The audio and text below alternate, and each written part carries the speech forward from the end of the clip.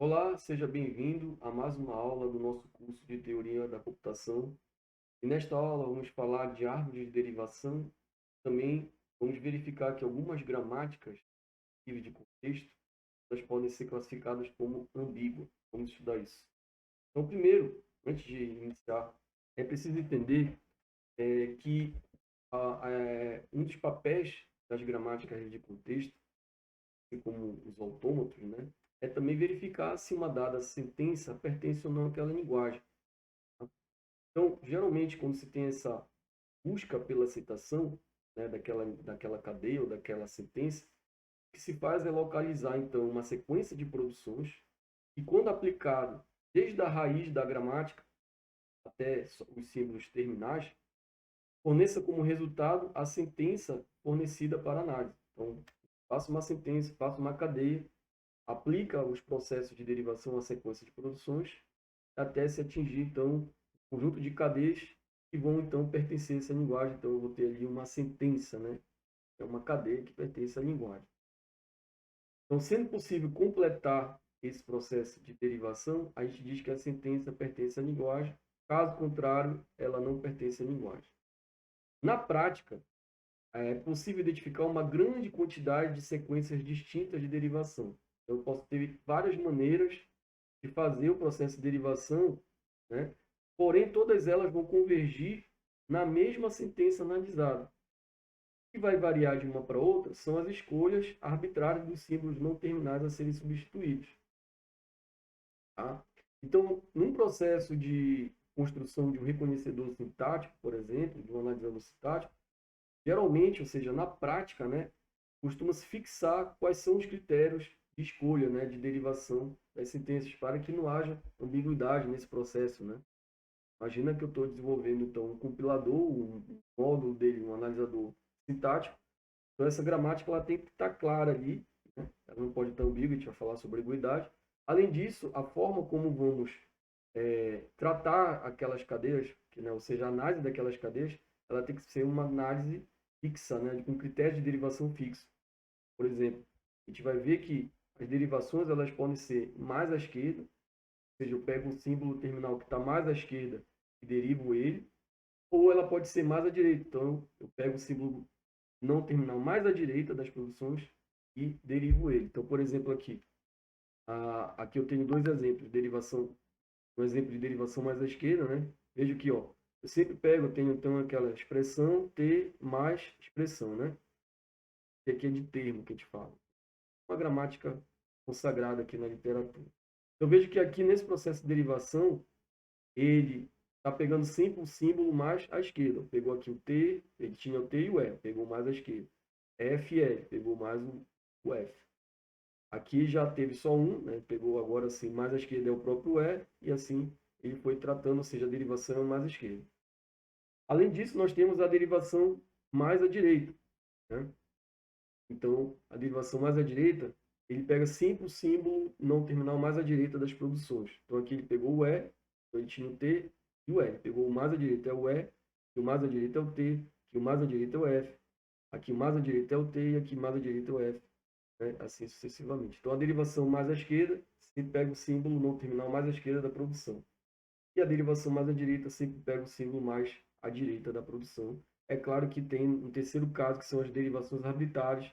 Ele pode pegar tanto o símbolo à esquerda quanto o símbolo à direita. E isso não é interessante para o compilador, né, para um reconhecedor sintático, né, para um analisador sintático, por exemplo, porque ele fica essa derivação arbitrária acaba podendo gerar ali uma dupla interpretação ali. Então, geralmente, o que se faz é fixar em uma das duas derivações, ou na derivação mais à esquerda ou na derivação mais à direita. Como o nosso código, geralmente a escrita, né, do nosso código, na nossa linguagem de programação, ela é da esquerda para a direita, de cima para baixo, né, uma linguagem clássica, é claro que ali tem, obviamente estou considerando a escrita, não os desvios que tem, que pode ter, os desvios condicionais, os desvios condicionais, enfim. Mas numa linguagem padrão, programação, a gente escreve da esquerda para a direita e de cima para baixo.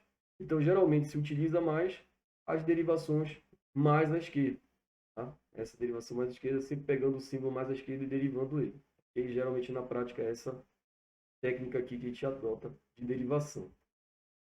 E o que seria, então, a árvore de derivação? Nada mais é do que uma representação, né? Um sistema de representação visual de uma sequência de derivações, né? De uma palavra. E a gente usa essa árvore de derivação para auxiliar na demonstração formal de teoremas e também ela facilita, por exemplo, a representação interna em compiladores e interpretadores. Então, essa árvore de derivação ela é um grafo orientado acíclico, né, e com as seguintes propriedades. Primeira propriedade, todo vértice ele é rotulado com um elemento do meu vocabulário mais o símbolo vazio, né? Sendo que, dois, aqui, o rótulo da raiz é o símbolo inicial da gramática, é o S, né? Aqui a terceira propriedade diz que os rótulos dos vértices internos, nós internos, né, do meu gráfico, eles são elementos do conjunto dos não terminais. Ou seja, todo o vocabulário menos o alfabeto, nós temos então o conjunto dos não terminais.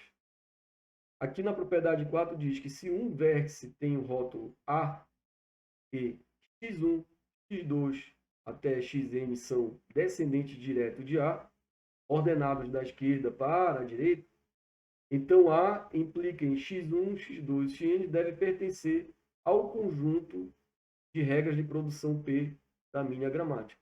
Okay? Por fim, aqui em 5 diz, aqui na propriedade 5 diz, um rótulo do vértice folha é um símbolo terminal ou um símbolo vazio. Nesse caso, o vazio deve ser descendente único de seu ancestral direto. Então, por exemplo, a produção A implica em vazio. Aqui um exemplo da representação, aliás, a representação gráfica, né, das árvores de derivação.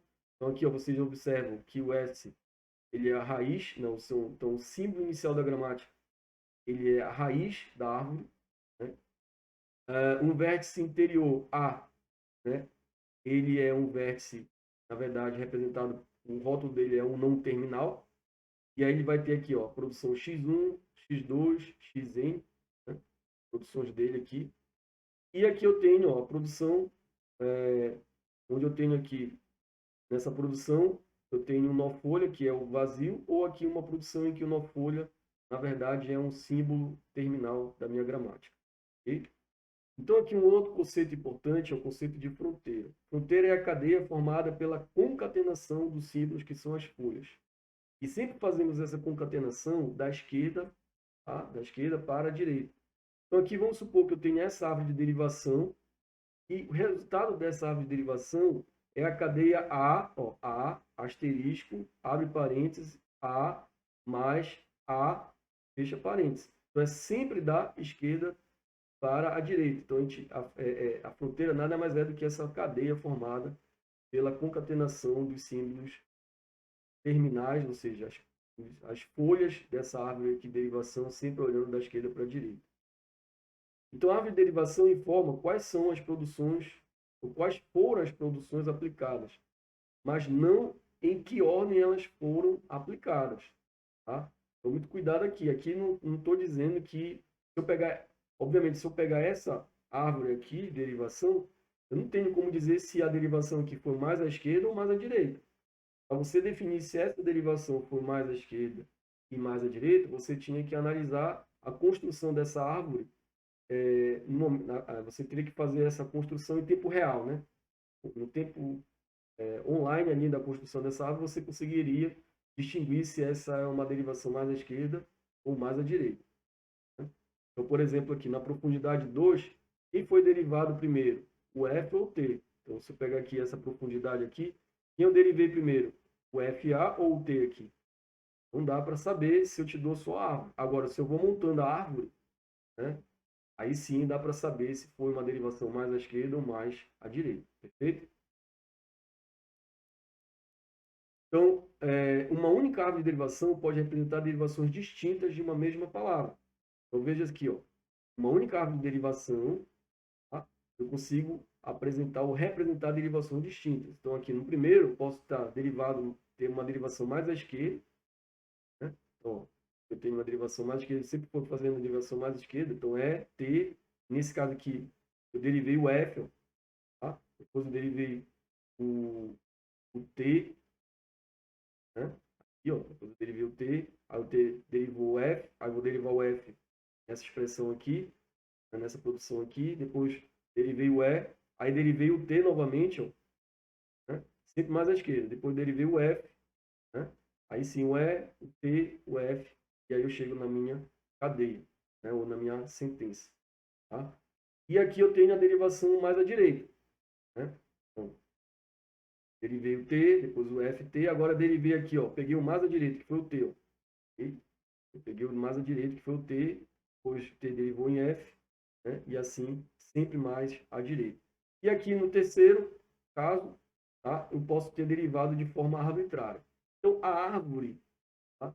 É uma única árvore para representar derivações distintas, tá, ok? Mas é uma única árvore aqui. Não importa se foi mais à esquerda ou mais à direita, se for arbitrário, vai ter uma única árvore que vai representar essa derivação. Tá?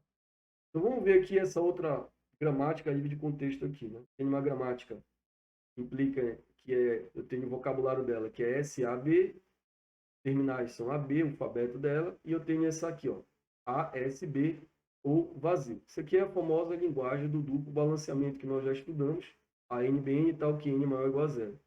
Então, por exemplo, eu quero uma árvore de derivação para representar a sentença AABB. Então, começa com o símbolo inicial da gramática, S, e aí eu substituo S pela produção dele, né? ASB. Então, ASB.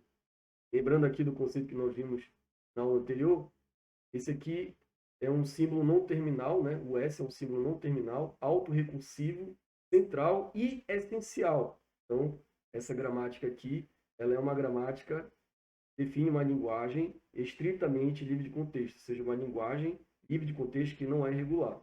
Okay?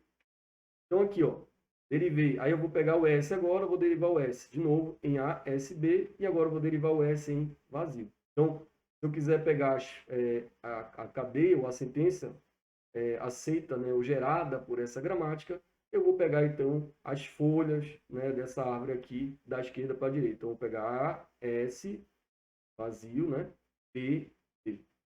Okay? Outro conceito importante que nós temos aqui é o conceito de ambiguidade. Então, uma gramática livre de contexto, ela é ambígua quando, olha lá, existir um alfa pertencente à minha linguagem, que era definida por uma gramática, sendo que alfa, né, é uma cadeia, né, de símbolos do meu alfabeto, que possua mais de uma sequência distinta de derivações exclusivamente à esquerda ou à direita. Nunca as duas, ou é à esquerda ou é à direita. Então, se tiver mais de uma sequência de derivação à esquerda para uma dada cadeia, pertence àquela linguagem, então eu digo que essa gramática ela é ambígua. Também, se tiver mais de uma derivação à direita para a mesma cadeia que pertence àquela linguagem, então também essa gramática a gente pode dizer que ela é uma gramática ambígua. Então, equivalentemente, uma gramática livre de contexto é ambígua quando uma mesma palavra pode ser associada a mais de uma árvore de derivação. Aí sim, quando eu tenho mais de uma árvore de derivação, tá? Aí eu posso caracterizar como que essa linguagem ela é uma linguagem, ou essa gramática, mais especificamente, é uma linguagem, ou é uma gramática ambígua. Okay? Em muitas aplicações, tá? Por exemplo, otimização de algoritmos de reconhecimento, é conveniente que a gramática usada não seja ambígua, tá? Tratar essa ambiguidade aí. Então, uma gramática livre de contexto G é não ambígua se para todo W, né, para todo W pertencente à linguagem, para toda cadeia pertencente à linguagem, existir uma única sequência de derivação mais à esquerda e uma única sequência de derivação mais à direita que a gere. Ou também, eu poderia colocar aqui uma única árvore de derivação, tá? Ela para toda a cadeia, uma única árvore de derivação que gera aquela palavra, gera aquela sentença, eu tenho que ter uma única árvore de derivação. Aí sim, essa gramática não é considerada ambígua. Okay? Aqui nós temos um exemplo de uma gramática ambígua. Tá? Então, eu tenho uma gramática de expressões aritméticas, também já falei que é uma gramática bastante famosa aí, onde eu tenho aqui os símbolos do alfabeto, no caso aqui eu tenho dois operadores, né? Um operando A, mais asterisco, abre parênteses, fecha parênteses. E aqui nós temos um símbolo não terminal, né? Apenas um símbolo não terminal aqui, que é o E, e aqui nós temos o conjunto das expressões. Então, veja, se eu, por exemplo, derivar a sentença A mais A vezes A, ela pode ser derivada da esquerda ao menos de duas formas distintas. Então, a derivação à esquerda aqui, ó, eu posso fazer começando por essa expressão aqui, E mais E, ou por essa outra expressão aqui, E vezes E. Então, eu teria que, aqui, ó, veja, aqui eu comecei com E mais E, e aqui eu comecei com E vezes E, né? E aí veja que o processo de derivação, apesar de ser uma derivação mais à esquerda, eu tenho duas derivações distintas que me geram o mesmo resultado. Então, por este motivo, essa gramática aqui, ela é uma gramática ambígua, né? Então, aqui, ó, novamente, ó, se você analisar, eu tenho duas árvores de derivação para a mesma sentença, né? Então, essas duas árvores de derivação também caracterizam que a gramática ela é ambígua. Um teorema importante aqui, que é em relação a derivações à esquerda, é equivalente às derivações à direita. Então, elas são equivalentes. Então, se eu tenho aqui uma cadeia que pertence à linguagem, com essa gramática sendo uma gramática livre de contexto, e existindo duas ou mais derivações mais à esquerda para essa cadeia que está nessa gramática, então existe também, correspondentemente, duas ou mais derivações mais à direita para essa cadeia nessa gramática. Então, se eu conseguir identificar duas formas distintas de derivação mais à esquerda para uma determinada cadeia, então existem duas ou mais formas distintas de derivação dessa mesma cadeia, só que aplicando a derivação mais à direita. Tá? Então é isso que ele vai explicar aqui, né? Exatamente, se não ficar lendo o slide, mas é isso que ele vai falar. Né? Ele vai mostrar esse teorema aqui, mostrando uma gramática de contexto, a sequência de derivações mais à esquerda, e depois uma gramática que ele vai mostrar aqui é uma sequência de derivações mais à direita e vai mostrar, então, que elas são equivalentes, ok? A mesma coisa aqui, ele vai mostrar que de maneira análoga, né? Eu tenho duas derivações mais à direita para uma dada cadeia, então eu também vou ter duas derivações mais à esquerda para aquela mesma cadeia, já que são derivações, essas derivações elas são equivalentes. E outro conceito importante é o conceito de múltiplas derivações, né? Que múltiplas derivações implica, né, o equivalente de dizer a múltiplas árvores. Então, seja de uma gramática livre de contexto para toda a cadeia, né, W pertencente à linguagem definida por essa gramática, ou número de sequências distintas de derivações mais à esquerda, e aí, portanto, mais à direita também, que nós vimos no slide anterior que são equivalentes, é igual ao número de derivações distintas que representam W. Né? Ao número de árvores de derivação, perdão, distintas que representam essa cadeia. Okay? Aqui também, ó, já o inverso, né? Múltiplas derivações também vai implicar uma única árvore. Né? Múltiplas derivações implicam uma única. Então, seja G uma gramática livre de contexto não ambígua, então, para toda a cadeia da árvore pertencente à linguagem definida por G, toda e qualquer sequência de derivações que produz essa cadeia, essa sentença, é representada através da mesma e da única árvore de derivação. Então, ela não é ambígua, então ela vai ter uma única árvore de derivação. Então, resumidamente, tá? A ambiguidade diz o seguinte, que cada uma das cadeias pertencente a uma linguagem gerada por uma gramática livre de contexto não ambígua possui uma única sequência de derivação mais à esquerda, uma única sequência de derivação mais à direita e também, obviamente, aí, uma única árvore de derivação. Tá? Agora, uma gramática livre de contexto ela é ambígua se for possível identificar na linguagem por ela gerada, pelo menos, olha lá, pelo menos uma cadeia que, primeiro, possa ser derivada de duas ou mais sequências distintas de derivações mais à esquerda. 2. Possa ser derivada por duas ou mais sequências distintas de derivação mais à direita. E, por fim, possa ser representada por duas ou mais árvores de derivações distintas. Tá? Então, é assim que a gente identifica se uma gramática é ou não ambígua. Okay? Agora, raramente se diz que uma linguagem ela é ambígua. Por quê?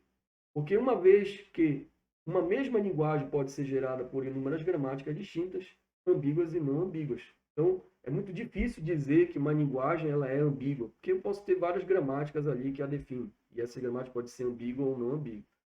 Agora, há casos, isso aqui é interessante, que se pode provar que uma linguagem é inerentemente ambígua, indicando então que toda e qualquer gramática que gera linguagem deve ser necessariamente ambígua. Então, aqui eu tenho uma linguagem, ó, é a linguagem ANBN, CMDN, para N maior, tal que N é maior ou igual a 1, e M maior ou igual a 1, unido com AN, aí eu inverto, né? AN, BM, CM e DN. Tá? Tal que N maior ou igual a 1 e M maior ou igual a 1. Essa linguagem aqui a gente diz que é uma linguagem inerente ambígua. Aqui a gente não vai falar da prova, né? A prova, vocês podem consultar aí a, a, a referência, né, o material de referência do curso, tá? Não é uma prova simples, mas aqui basta entender que existe, né, que mais importante para a gente, que existe algumas linguagens que são inerentemente ambíguas, ou seja, se você tentar pensar numa gramática para ela, qualquer gramática que você desenvolver para essa linguagem vai ser, essa gramática vai ser ambígua, ok? Então aqui, olha, uma linguagem que é inerentemente ambígua, tá? Essa aqui eu estou afirmando que é inerente ambígua. Então, que é a linguagem AIBJCK, onde I é igual a J ou J é igual a K. Então, ou A é igual, o número de A's é igual ao número de B's, ou o número de B's é igual ao número de C. É mais ou menos isso que diz. Então, aqui eu tenho, ela é inerentemente ambígua, né, essa linguagem. Então, obviamente, a gramática que a define aqui também vai ser uma gramática ambígua. Então, como é que eu vou mostrar que essa gramática é ambígua? Basta mostrar que existe uma mesma cadeia, né, duas derivações distintas, duas derivações à esquerda, né, mais à esquerda distinta. Então, eu peguei aqui, por exemplo, S, peguei a cadeia W, W igual a cadeia vazia, né? E aí eu posso perceber que ela tem duas derivações mais à esquerda, né? Então, eu posso pegar S, que implica em C, que implica em A, que implica em vazio, ou S, que implica em B, que implica em D, que implica em vazio. Então, apliquei a derivação mais à esquerda, uma cadeia que pertence à linguagem, e me gerou duas derivações distintas mais à esquerda. Logo, essa gramática aqui é uma gramática livre de contexto e ambígua, né?